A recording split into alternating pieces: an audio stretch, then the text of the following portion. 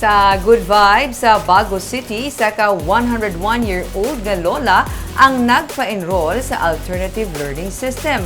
Suro sa iya, humalin pa man sadto, wala siya nakaag-eskwela. May report si Romeo Subaldo. Okay, sige na ka mapuli ko, may obra pa ko. Ha? Bilin ka lang di kami ginatunan pa kami eskwela ka, ha? Sige na. Amo sini ang eksena sa klase ni Ma'am Geraldine Senieres sa may purok kulang duta sa Barangay Lag-asan sa Bago City. Ang 57 anyos nga si Felizardo Romano ang nagalisensya sa iya 101 years old nga misis nga si Nida de la Peña Romano nga ibilin lang siya kay may trabaho pa ini. Gindulong niya lang ang iya nga misis sa iya sini nga klase pero kinahanglan niya nga magbiya. Ginaangga niya si Nida para hindi mag-ingos. Sige na.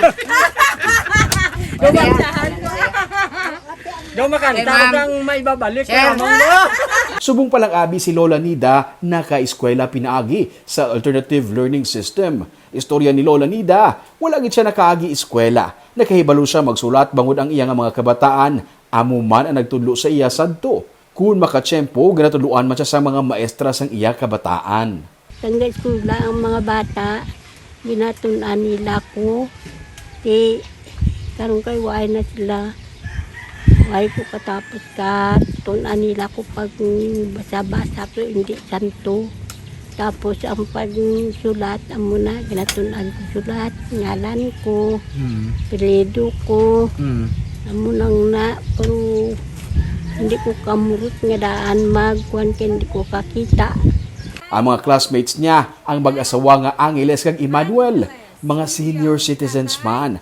Katupad lang nila ang mga pamatanon naman nga estudyante man ni Ma'am Senieres Als. Ang compound sa purok president nga si Arnaldo Apruebo ang ilagin convert bilang outdoor classroom. Diri sila ginatudluan magbasa kag magsulat ni Ma'am. Ini sila gusto tunaan mo. Kung si nanay gusto iya magbasa, ang ihatag ko man sa iya, pati naman sa reading at spelling.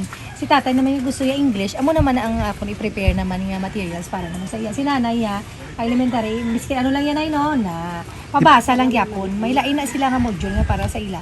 Isa kag isa sa ila, lain-lain ila gusto tunaan. Amo nang ihatag. Depende sa needs nila, ma'am. Oh, depende sa needs nila. Hindi ta magtudlo sa akong nga gusto lang din nga itudlo. Si Lola Nida, ginabudlayan na makabati, kag hindi na masyado makakita pa pero interesado siya sa gihapon nga magtuon para hindi maisahan kung ginapapirma sa mga dokumento. Nagapasalamat siya nga natagaan siya sa kaygayunan nga makatuon. Hindi ko kakita mayo. Pero ikaw interesado ka man magtuon. Interesado ka gyapon nga magtuon, magsulat ka sa. Makasulat niya sa ngalan ko, makabalo Pero gusto mo pa matunan, liwat? Gusto mo? Pero hindi, oo. Pero hindi ko ka basa maayo kay hindi ko ka. Hindi, tuluan ka kanina ni ma'am. Tuluan niya ka. Gusto mo na? Ani pasalamat makuntunan ko ni ma'am kay para makabalo-balo ako.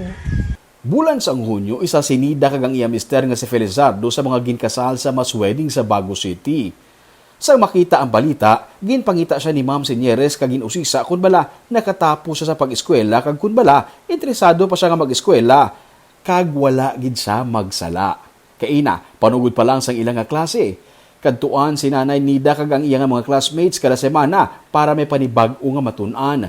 Sunod pa kay Ma'am, hindi lang para sa mga pamatanon ang ALS, pwede man ini sa mga senior citizens kay man ang edukasyon, wala sang may ginapili nga edad.